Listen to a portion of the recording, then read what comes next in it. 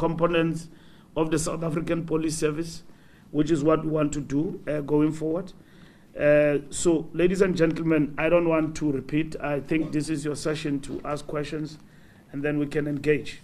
And that is why this statistic presents us with an opportunity first to engage and understand where other people come from, but to really take the statistics to an arena of operationalizing, strategic thinking, innovation, and all of that going forward in terms of crime fighting and consolidating the organization of the South African Police Service. The floor is open. Thank you very much, Minister. We'll also welcome the guys from Pretoria. So we'll start here in Cape Town first. Just say your name and where you come from, and then shoot. It will be your number 1, you'll be number 2, number 3, number 4, maybe number 5. So you can start. Hi, Minister. Bianca Capozorio from The Times. I have 2 questions. One is around women and children as victims of crime. We heard in the briefing that 3,478 women and children were victims of murder. Is there any kind of breakdown for women and children as victims of crime overall? And also, what are police doing to tackle this problem, which has seemingly increased more and more, and we've seen huge increases this year as well? And then secondly, truck hijackings. We've seen a decline in Johannesburg, but it's up in 5 other provinces. Is this because the hijackers have moved, or is it just a change in the patterns? Thank you. Okay, number 2. I'm Abra Barbie of the SABC, and I want to piggyback on Bianca's question about crimes against children specifically. Minister, I know we spoke to you 2 weeks ago, that's the SABC, and you did speak about community relationships with police, and I know you can't have a police officer in every single household, and I know that most kids who are killed by somebody who they know. NGOs, however, have been saying that there hasn't been a big push by government in general to deal with this issue. There's been no big statement. There just doesn't seem to be anything that solid that's being done to deal with this matter. Minister, what more do you think can be done? What more do you think should be done when it comes to kids being killed? Number 3. Hi, Minister. Paul Herman from News 24. My question is also similar, but I'd just like to finish it out a bit. There has been talk in previous years of possibly having a separate day to report rape and sexual assault crimes specifically. Is this something you've thought of since you joined the portfolio, and could it be a possibility to dive deeper into what is considered one of the probably biggest of all the serious crimes in our country? My second question is similar as well, with regards to political murders and airport crimes, which have also gotten a lot of traction lately. Is this something that could be broken down further in these crime stats beyond just the broad statistics? Can that information be made readily available, for instance, like the farm murder statistics as well? Or is that asking too much in too much of a broad report? Thanks. Thank you, Lester from NSA. Minister, in this current era of political uncertainty, cabinet reshuffles, and you spoke about stability. How much stability does SABC have if, for example, the police minister could be reshuffled to another portfolio at a moment's notice? Never. And secondly, crime is a result, and many say, of systemic issues. And year after year, it's the police minister and the generals who present the crime stats and the crime plans. Why is it never the police minister, plus the minister of social development, plus the minister of education, health, etc.?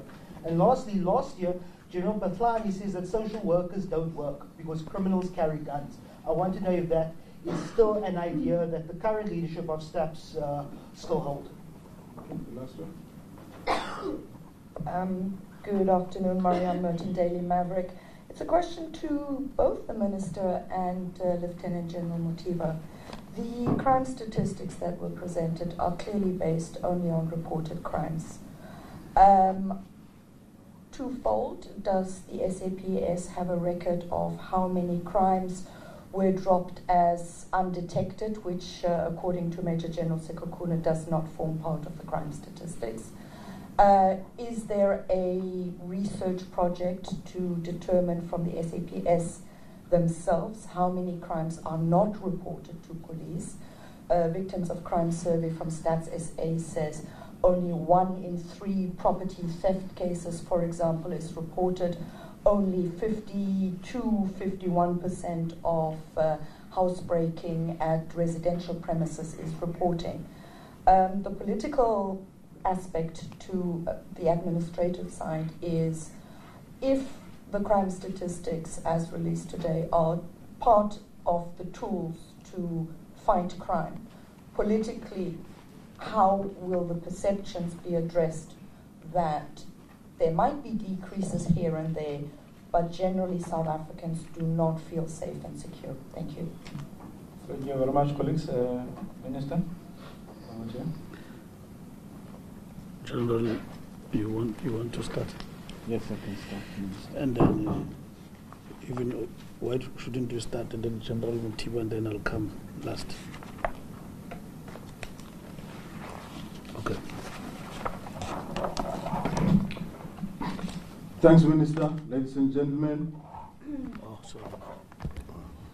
I was going to start with... Oh, with Kuku. Yeah, but it's fine, General. No problem. He can add. Okay. On the women and children as victims of crime, to have a separate category is already there. It's already there. And we can create any type of category that any person wants. The truck hijackings in Gauteng, whether there is displacement to other provinces, usually this is the case. The provinces that all the years have been having serious problems, big pressure, is Gauteng and Mpumalanga. And as these provinces start now putting in big measures, these crimes obviously will migrate to other areas. But our researchers have not yet brought that to our attention.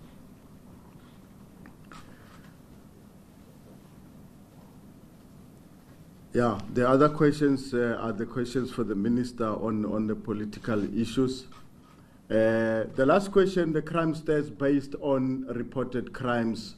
There is, if you can read the police annual report, it is on our website. It is talking of the crimes that are undetected. It's talking, unfortunately, we can't be talking about the crimes that are not reported because we will not know about it. But we encourage communities, especially led by our minister, since the minister took over and through social media and interacting with people, there are a lot of cases that are being picked up where people have not previously reported these cases. That is all. Thank you, Minister. Thank you, General. That is good. On the question of whether rape has been broken down, in the total sexual offences, and even when we presented, we indicated that the total sexual offences is made up of rape, attempts of all these crimes, and then when we did the presentation, we made visible the proportions that have been contributed to total sexual offences through rape and attempted other offences. So in essence, to answer your question, all these categories of total sexual offences have made visible separately, and they are there in the whole presentation. Then you asked about whether the records are kept separate for cases closed over as unfounded. Yes, we do have a separate database where we keep all cases that have been closed off as unfounded by crime type, etc. The whole idea is to be in a position so that we can be in a position to audit the statistics. This is also one of the requirements that whatever methodologies that we put in place, we need to keep supporting evidence, which will then be presented to the Statistician General to have the crime stats certified as official statistics. Thank you. Yeah, thank you. Thank you, General.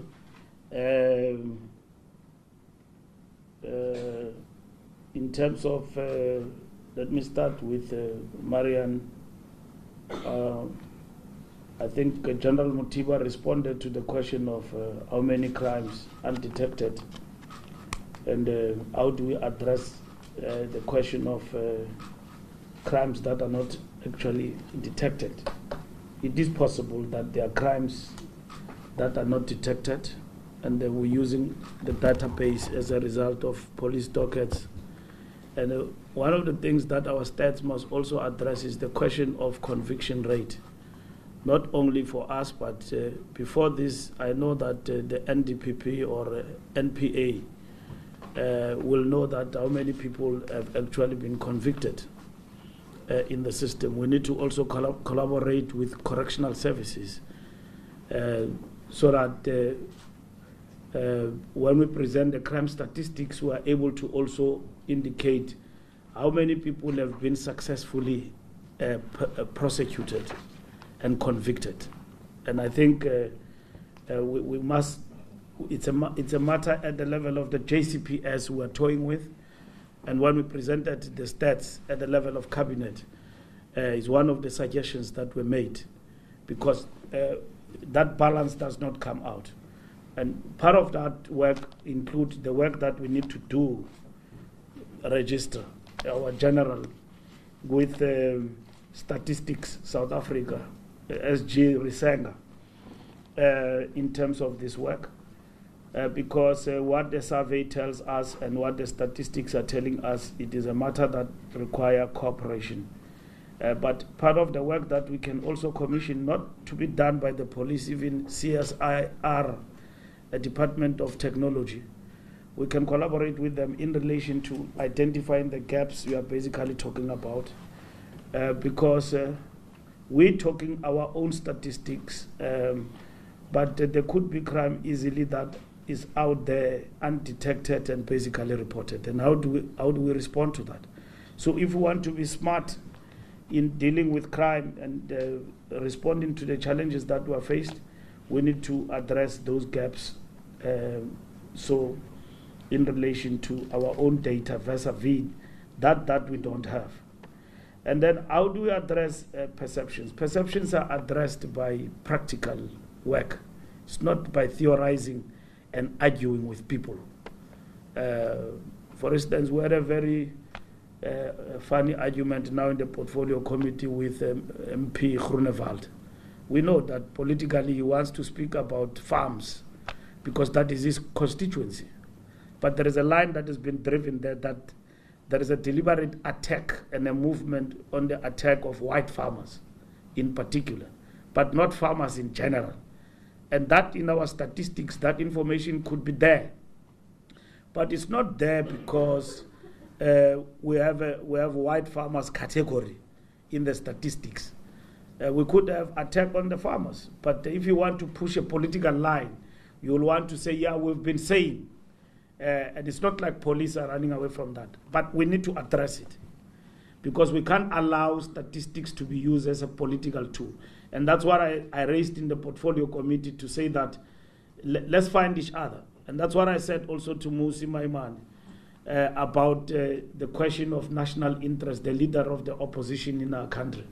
And I said to him, good enough to put us on our toes, but there are things that we need to understand from the perspective of national interest that we need to collaborate around in the fight against crime, because we can't support groupings that are generally anarchic and promoting criminality in our different areas. So we need to address that particular matter, and we need to deal with perceptions from the point of view of how the police actually deal with most of the things that are reported on the ground and changing perceptions. And I think we need to change perceptions about the work of the police. The police are doing a lot of work, and that is not recognized because nobody talks about this work that the police do. Even when police have basically arrested and busted big criminals, you never see that being reported in the media. So we need leadership activity that goes with the work, that communicates that police do care, and there is a lot of work that is going on in the circles of the police to fight crime. So that is an ongoing activity that must be amplified in fighting crime, but at the same time to deal with negative perceptions. ENCA, yes, we must present, is coupled with the issue.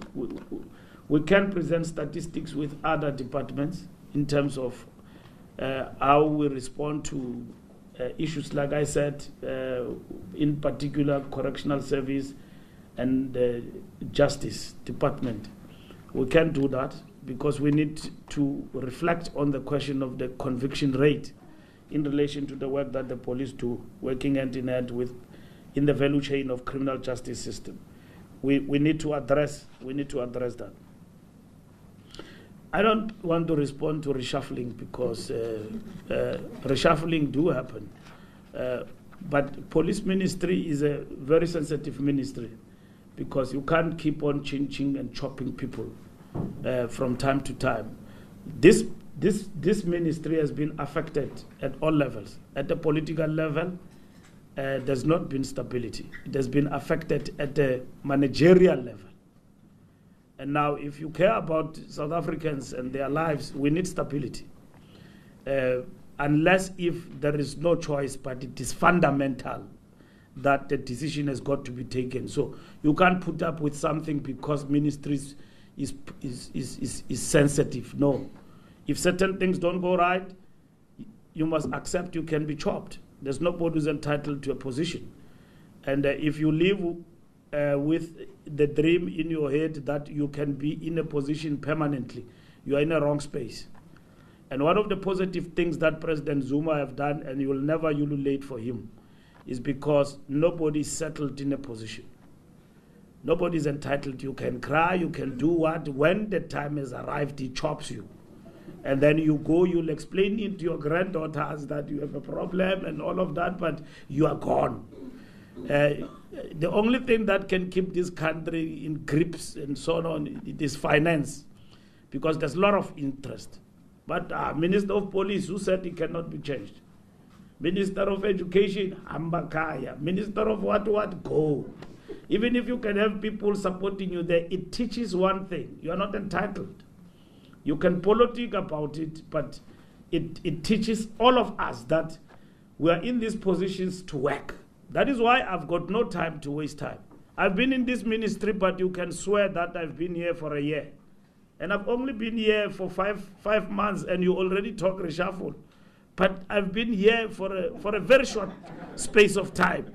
But I'm not here for a year, and I don't live I live every day in this job like it's a year.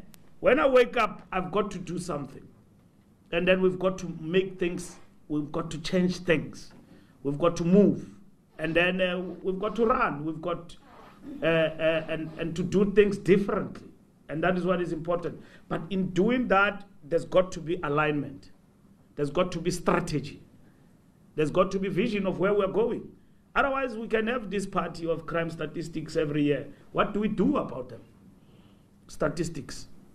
What will we say next year that we didn't say this year? Now, if I'm still around next year, I wouldn't want to repeat this speech, because you won't accuse me of plagiarism. You will accuse me of being lazy. You are not doing your job, Minister. You told us this thing last year. You are repeating it again. I don't want that. I don't want next year when we release annual statistics, I must be where I am. Next year, I must tell you that I'm moving with technology in the police force. Smart policing is happening. And now I've talked to General Skate and everybody who's dealing with smart policing that this must happen before end of the year. Whether it happens or it doesn't happen, it will happen. But the fact of the matter is that all of those things that I talked about must happen. I want to tell you about the crime intelligence that is intact, that is well led, that has got leadership.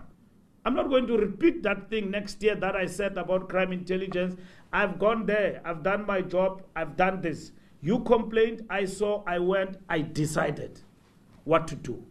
Next year must be different, right? Next year it must be different. Yes, the statistics may not come down the way we want because it depends on the kind of work that we do.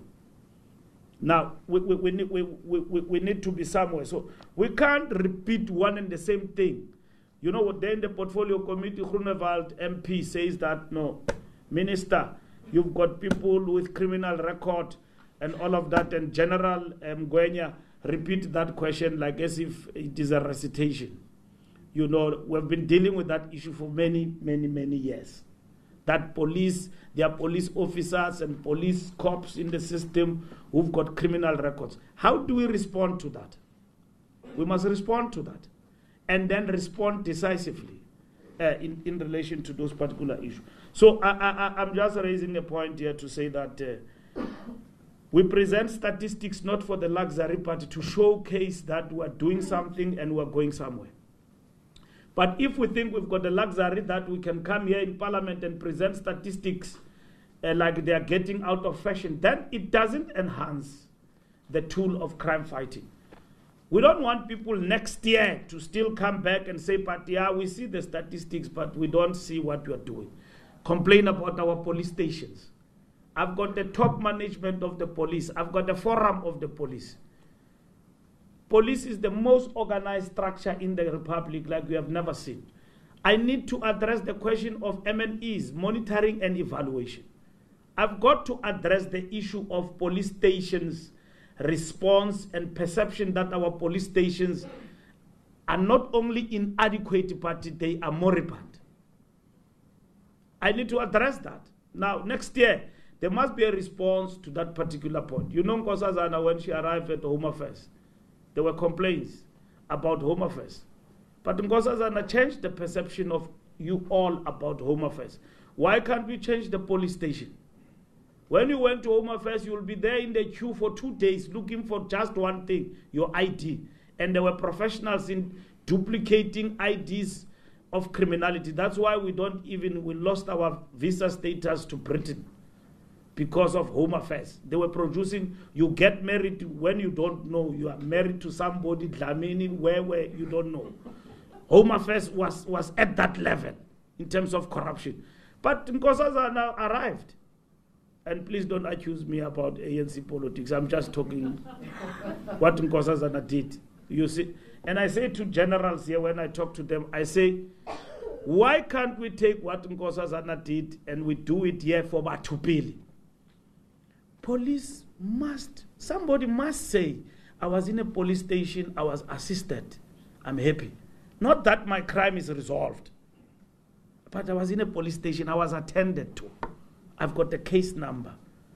I will make a follow-up if they don't respond. My police force, it is not adequate. But the spirit of people first must find expression there in the cold face of fighting crime. And those things are not going to be done by people elsewhere, are going to be done by us and these police officers who are here. This is the top management of the police. But we are here. So when we present crime statistics, we must listen. We must respond. It must be an education, but not repetition. So if next year we're still going to be singing the same song like we have done in the past 10 years, then there's something wrong when people say to us, we are a bunch of losers. We are useless. We don't have an organization that fights for them, that they have created over 100 years. That is called the South African Police Service. That must do this service to them to protect them, and that they are prepared to work with them. So we are not going to justify the fact that police are working hard at doing this. It is that cop, like when you ride on a SAA flight, and then there is a route attendant. You will remember that attendant for the rest of your life. But there is a good attendant in a flight. You will remember that attendant. That I was treated well by somebody in SAA. It's not a PR exercise. It means those people of SAA, there's something good they are doing. Their people are behaving in a seamless way. Not these people who get into a flight, they don't even care about anything. They just dump the food like as if you're making them a favor.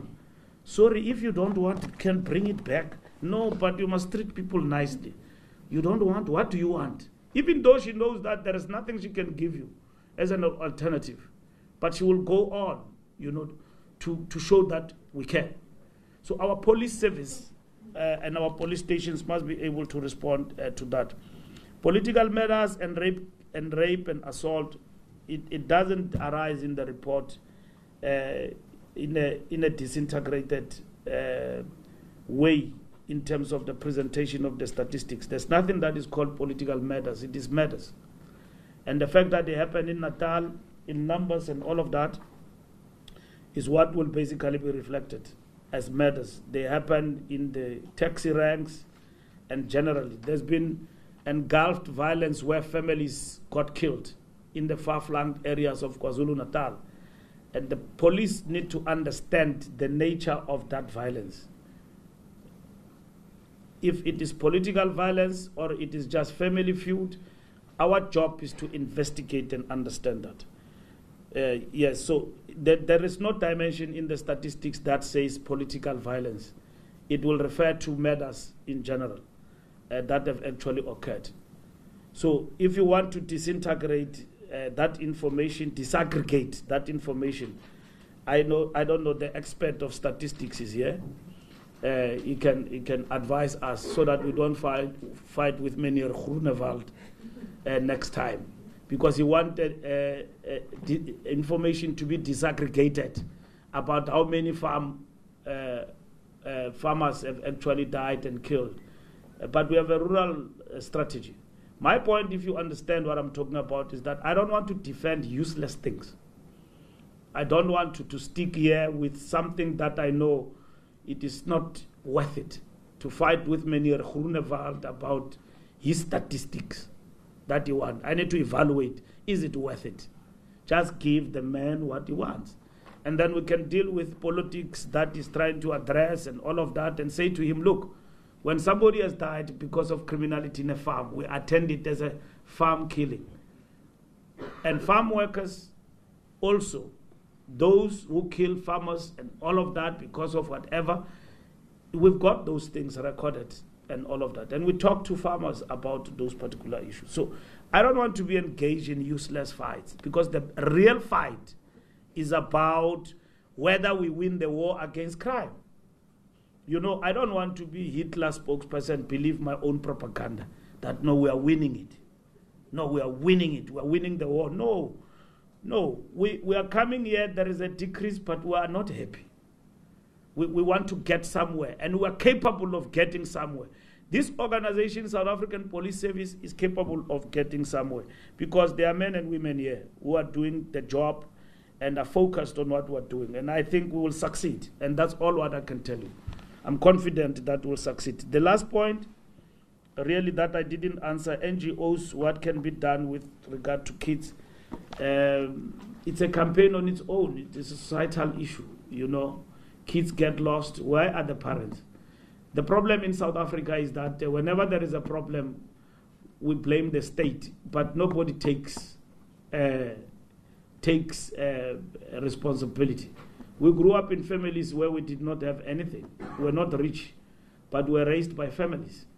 Our parents took care of us to be where we are, and we're old enough to stand on our own. But if I'm going to leave my kids with strangers and I don't care, and then something happened to them, so we must equally say to our parents and those who have got kids, look after your children, unless if they are orphans. But in the instance where you've got kids, let's teach our people responsibility. People have got rights, but equally they've got responsibilities. They must be able to take responsibility for their kids. Kids get killed. We have learned from Courtney, examples are endless. Get killed by the people they trust. They rape them, they do, these people are crazy. Now, if we're going to say to parents, you are not learning from Courtney, it's business as usual, then it's unfair for our society. Now, we will not have a cop for every street, but we can have cops to basically be in the area and everywhere else to respond to criminality. But most of the things will not be resolved by them, they will be resolved by society. So Thank you. Thank you very much, Minister. Let's go to Swane with any questions in Pretoria. Thank you, Chairperson. We do have one question from Pretoria. Okay, let's take that question and then we'll come back. Graham Hoskin from the Times. Minister and the National Police Commissioner. We understand that there's been a sample survey done on how many rape victims were under the influence of drugs and alcohol. Are you able to explain why this was done? What was the basis for this? And also we've seen a huge increase in syndicate-driven crimes, house robberies, hijackings, business robberies, which require intelligence and effective crime intelligence to deal with. What are your plans to do to overhaul crime intelligence? I mean, we've seen Richard Mbalula on pay suspension for 6 years now. We've seen 12 different heads or acting heads and senior crime intelligence officials. What exactly are you doing, and when is this action going to be taken so that we see a permanent crime intelligence head who's equitable for the position to be appointed? Thank you. Let's come back in. Sorry, Chair, we have one more question. Thank you, Annelies Kempen from Zeroma Safety and Security Magazine. Minister, I just want to add to or link to your remark regarding smart policing. I think we all know that technology is the way to go, and I've got a question with regard to the use of body cams. I can remember many moons ago that I attended things where the forensic department looked at it, issuing body cams to police members, which got obviously two advantages: giving the public there, the policemen and the public from their stance that we have the true facts. That's the one part of it. And then with regard to the huge increase in aggravated robbery, specifically in terms of cash and transit heists, isn't it time that huge media campaigns are being held where the most wanted people's faces are being distributed via social media, on the newspaper, front pages? I mean, we have technology. We've got CCTV footage of many of these crimes happening, and in that way the community can also get more involved in saying who these people are, because obviously they are also benefactors. So that's the two questions with regard to that. And then just also with regard to specialised units. We know that under the Hawks there are the unit dealing with drugs, but isn't it time again for more specific units, specialised units dealing with violent crimes as a national issue that we had in the past, like we're dealing with your trio crimes? Thank you. Okay, let's come again. We start call will come, then will be number 3, 4, then we'll come back. Minister? Oh, sorry. Yes, come please. Good afternoon, Minister. Paul Dekiata from Bloomberg. You mentioned that you're going to introduce an act to reinforce or reintroduce civilian oversight to the police. Could you just give us some ideas what you're exactly aiming for there and what's the reason for it? And then, secondly, there's mention made that flying squad the flying squad units aren't properly resourced with personnel and vehicles. Yet, just having a glance through the police annual report, you also made mention that the police is a very top-heavy organisation. The annual report, I think, said 216 major generals, a whole truckload of lieutenant generals. Roughly, you're looking at about 400 million rand in salaries. Isn't it time to cut that salary bill so you can properly resource the flying squad units, the forensic units, and also if you want to introduce smart policing, that's going to be very capital intensive. Thank you. Paul? Thanks, Minister. Paul Herman again from News 24. One of the stats that stood out during this presentation was the marked increase in trio crimes. It wasn't negligible either. It was 14% in carjacking, 7% in house robberies, and 5% in business robberies. And these are some of the crimes that South African citizens fear the most, according to polls. What is prevalent in 2017 at the moment that's allowing such an increase? What dynamics are at play that makes this year different to other years? And what comfort can you give the public in the face of this sharp increase that the police can actually quell these instances of trio crimes? Thank you.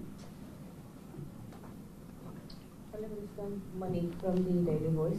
My question is regarding the murders, attempted murders statistics, specifically in the Western Cape. Unlike farm murders, on your docket you actually say gang-related and not gang-related. So my question is, what is an indication of the percentage of those murders or attempted murder cases that are linked to gang violence, whether it be direct gang hits or whether it be people who are caught in crossfire? And then my second question is, what is the progress on the SANDF request for the Western Cape and Gauteng? First one. Minister, Chantal Presence from the African Youth Agency.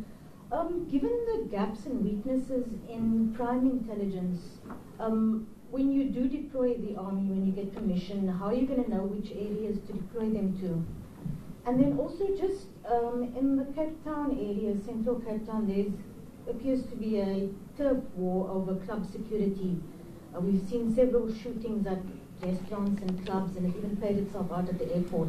Are you aware of this? And just what are you doing to address this? Let me just give it to you so that we close this part. Thank you. It's a very quick follow-up to Lieutenant General Mutiba. If South Africans are not reporting crime, and the Victims of Crime survey indicates the reasons they are not doing so is because they don't trust the police, or they don't think that the police can do anything or would like to do anything about this, is this not a concern to you? If it is a concern, what are you doing about it? And a quick follow-up to Major General Sekukune, would it please be possible for you to give us the number with related to the closed undetected, if that's the right terminology, cases? Thank you. Yeah. Sorry, I just have a follow-up to my question on the issue of women and children, because I don't think it was sufficiently answered. You say you have the statistics for women and children. Can you share them with us, please? Minister? Generals, respond. Can we start with General Sekukune, Minister? That is Sekukune. I'll respond to those that I can recall. In South Africa, in the previous financial year, we reported 1.7 million charges. And it serves no purpose for us to come here and only speak about crime going up, crime going down, crime this and that. The whole objective is to provide the narrative behind the numbers, so that you can be in a position to understand what are the root causes of the crimes that we are seeing, what are the contributing factors. And given the large number of charges that have been reported, I guess it only makes sense that you cannot conduct a census of all the crimes that have been committed for you to be able to explain the crime. That is the reason why we focus only on samples, and these samples that we are reporting on are not intended to be used to infer back to the population. We draw the samples, yes, but the objective is not inferential statistics, as is with the Victims of Crime survey, is to provide you with an understanding in terms of what are the root causes that have been identified when these crimes have been committed.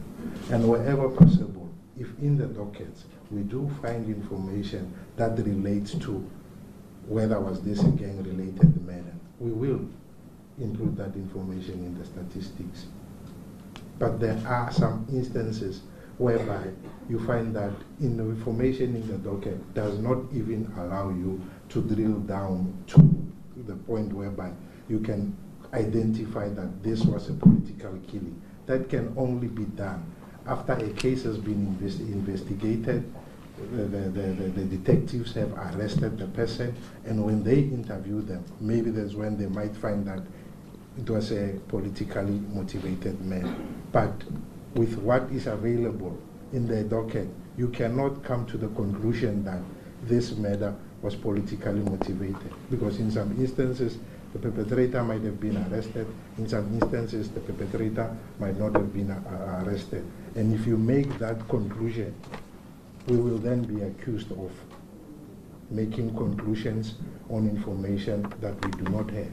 So ideally, you would wait to have that information available, and then you can draw your inferences based on what has already been confirmed.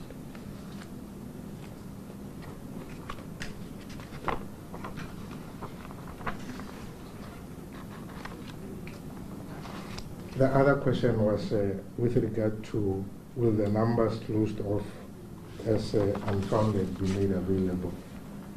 I don't foresee that as a problem, because to me, one of the principles when you compile your statistics is to enhance the issue of transparency. And if we are to deduct cases as unfounded, we first verify, we receive the information that these are the total number of cases that have been closed off as unfounded from all the 17 community reported crimes, starting from murder up to shoplifting. Then we do verification of a sample of those that have been closed off as unfounded. And once it has been confirmed that yes, there were no elements of crime committed in this particular case, then that information will be kept separate, and that particular cases will be withdrawn from the statistics. The objective, in my opinion, is when we present the crime statistics, is to paint as accurate a picture of the crime situation in the country as possible. It serves no purpose for me or for the South African Police Service to say these are the total number of crimes that have been committed, when in actual fact some of those have been closed off as unfounded based on the availability of additional information that has been discovered when the detectives were doing the investigations. Thank you.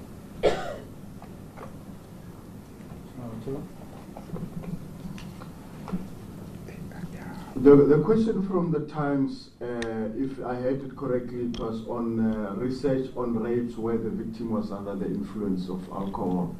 I'm not aware of that research, Minister. And ladies and gentlemen, I think that we'll try to access that report, and we can analyze it and look exactly what are the findings of the report and the recommendations. On the issue of syndicate crime, effective crime intelligence, the Minister has said a mouthful on this, and the Minister is working very much hard to get crime intelligence where all of us want it to be. The question from Sir Vamos, from analysts on the body cameras, body-worn cameras. I know that the SABC is busy looking at this, and at the appropriate time, relevant decisions will be taken on once our members wear the cameras, which members specifically, because we will not have money to give cameras to all our members. I agree with analysts on the publication of wanted suspects. And I know that we do release photos of wanted suspects and so forth. But the most important thing is that we want to call upon, especially all the media houses, if we say we are looking for this suspect, please carry it in your newspapers, in your space, so that the public out there can be aware who is wanted, and then they can work with the police. The specialized units to deal with violent crimes, we do have this unit, especially in the DPCR. But I must say that one of the biggest decisions that we took that was not a good decision was when we done away with the specialized units. All those specialized units were doing excellent work, and all of a sudden they were done away with. And we are in the process of reviving them. We've already revived them. The first one is the Family Violence, Child Protection, and the FCS units. And the DPCI is also launching, having new units, the one that dealing with drugs and firearms, and the SABC is busy reviving some of those units. The question from Bloomberg on the flying squads not being adequately resourced, it's not only the flying squads that is not adequately resourced. Remember that we're having many units. We're having over 1,100 police stations. We're having 9 provinces. Besides that, we're having over 1,000 units that are spread all over the country. And when resource allocation is done, we look at all these units. General Mawela from the Public Order Policing is also making big demands because there's an increase in public protest and so forth. So we look at the entire organization, and surely the flying squads and the highway patrols will be also one of those units that will be looked at. The question from News 24, increase in trio crimes, the dynamics that are at play. There are quite a number of dynamics that are at play here, and amongst them it includes the organized nature of this crime. Most of these crimes are organized in nature. And then there is a market out there. That's why the minister always say, don't buy stolen goods. All those goods that are taken, the vehicles, properties taken out of the houses of people, are going into a market.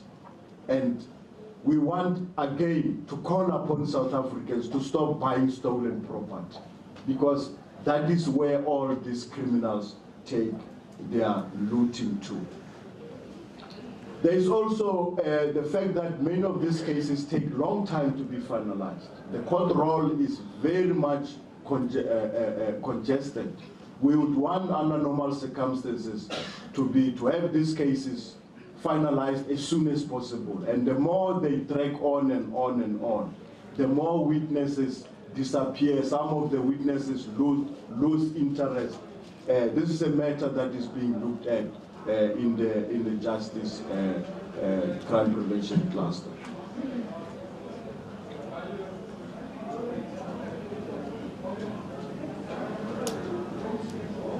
The issue of the SNDF, I'll leave it to the Honourable Minister. The TEV in the club security is a matter that especially our DPCI is working on. And I don't want to say much about this because some of the information are very, very much sensitive.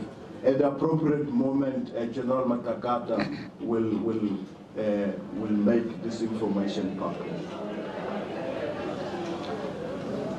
The issue of not reporting crime, whether it is cause for concern for the South African Police Service. Firstly, I'm very much confident that the people of South Africa have confidence in this organization. The number of cases that are not reported, if you look at the reasons, some of the reasons have nothing to do with the South African Police Service.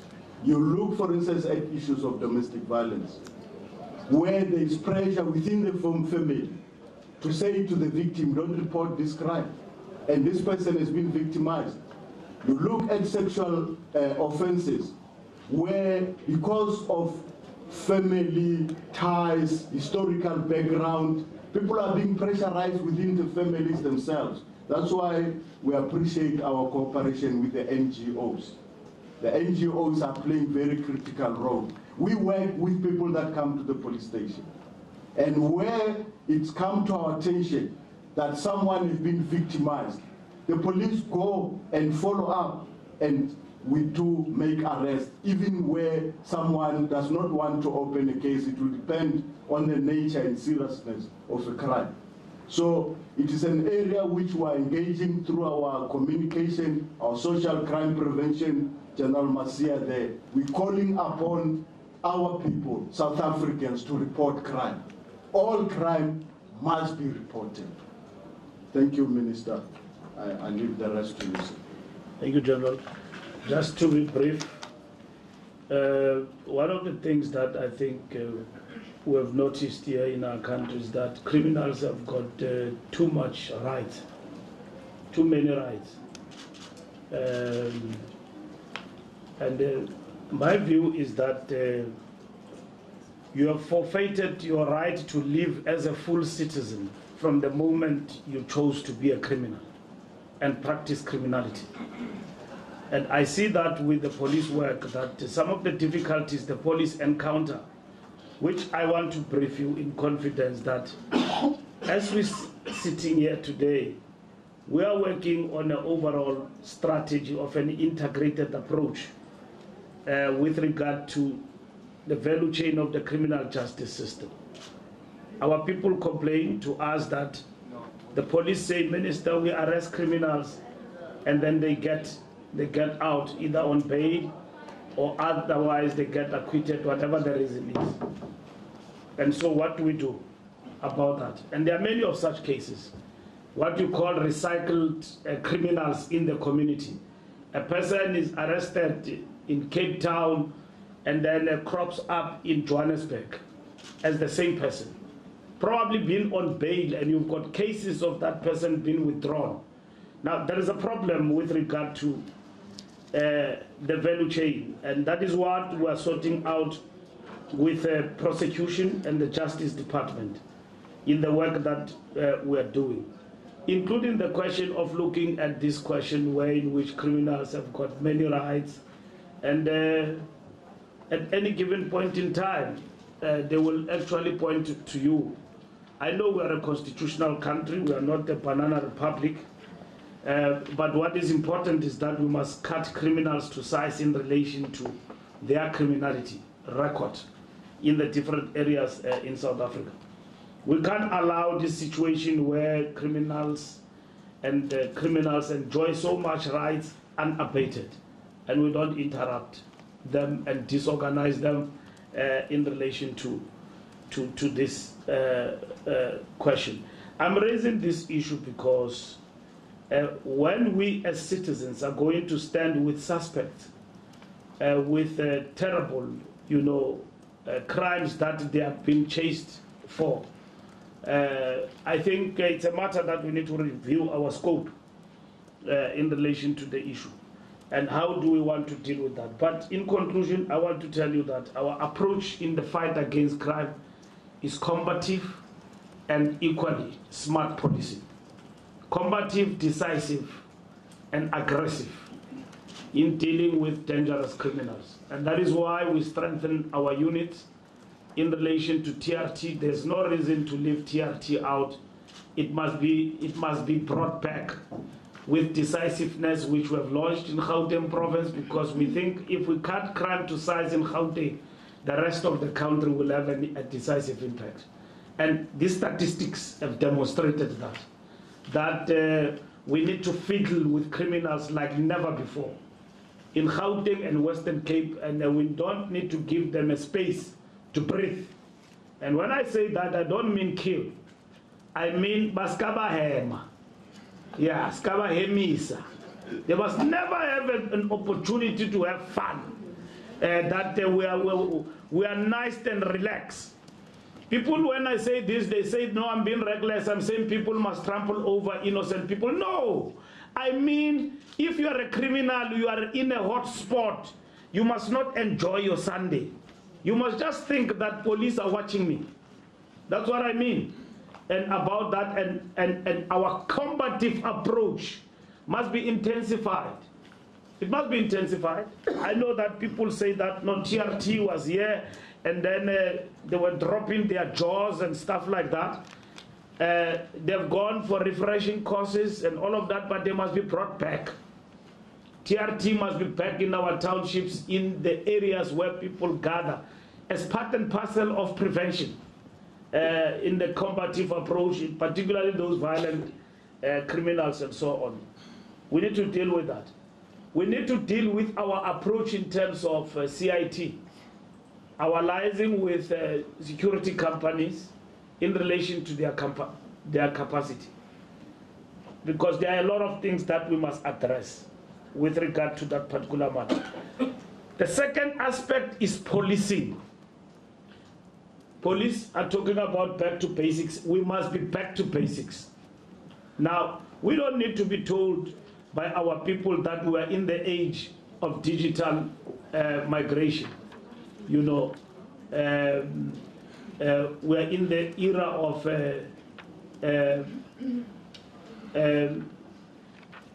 of technology, and we need to respond. We don't need to be given that lecture. We need ourselves to understand the importance of that, so that we know that we can amplify policing and we become smart in our approach, detect the crime before it happens. And there's a lot of things that we still need to do with regard to that. And I believe that policing must also be redirected in relation to just generally the behavioral pattern of a police officer. You can't have a police officer drunk, police pistol confiscated, police killed, and then police living in dilapidated, areas, including shacks. We need to look after the well-being of the police if that takes place. To say, how do we respond to that? So we need to respond to a whole range of important issues with regard to smart policing and policing. A police must be a police officer and be empowered to be exactly that. From the point of knowledge, from the point of tools of trade, the police must be empowered. I can't overemphasize that because you yourself speak about that. I was in the police as a deputy minister. There's a whole lot of inventions that were there. Now, General Motiba and the General Masemula were in Interpol conference in China. And when they came back there, they told me that China is the new Jerusalem, in terms of policing and so on. Because literally everything, if you go to Shanghai, is under spotlight. And there's little many police in the streets, but the whole area is being policed. It's like, who was the commissioner of this province who introduced the war room? Petros, Mzwanile Petros. We knew that the whole of Cape Town is under our watch, and that was brilliant. We arrested a lot of people here, including that one we arrested, and then he won his case and went back to Britain, killing his girlfriend here, and so on. So he left, and then he won his case, and we spent a lot of money on that boy, and then he left. But it is all our own policing tactics, smart policing, that made us to arrest him. Wherever he is, he was involved in that woman's death. It is only that probably we're not up to scratch at the end with regard to making it a point that we nail him. In the townships, there was a mistress there who was killed, and the smart policing found him. And then nobody knew who killed this, only to find that it was an inside job right in Kukuletu. So this whole Cape Town is under police surveillance because of smart policing. Johannesburg Central, Business Against Crime collaborated with us. In Pretoria, it was the same. But these things must be rejuvenated. You can't have a war room which is not rejuvenated over a period of time. And if it has worked for Cape Town, I know it's expensive, it means we must roll it out throughout the country, specifically in areas where we are challenged. So it means it is not going to be business as usual. We've got no time to waste time. And most of the things in relation to our attitude to policing are going to be enhanced. We don't have to change things that are already there. We've spent money on them. OCC, as it has been launched in terms of our policing strategy, it is working. We don't have to change it. And then we must basically massify it in the country. It was launched, piloted in Port Elizabeth, it's been rolled out throughout, and we can put our checks on it, but it is working. And it's doing wonders for us to arrest the people that we want to arrest. So I'm saying to you that we're releasing these crime statistics, we are on duty. And things are going to change. And we're not going to allow a scenario where things that don't need to be changed get to be changed. We need to consolidate our work going forward. And I want us, when we meet next year, or any other time, quarterly, whatsoever, talking about crime, we should be making proper announcements about what we want to do. We disbanded the units, FCS, we had to revive it after so many years. And we're not going to do that, create things that are not sustainable. We should have learned from the best in the world in terms of policing. And South Africa, in the African continent and the world, can pride itself of having an organization of policing that can be meshed alongside the best in the world. And I think we must tap into that experience that we have and basically focus. SANDF matter, I've addressed it. Don't ask it again, please, till you see a soldier in the street. And then if you don't see it, remind me that you spoke about them and they are nowhere.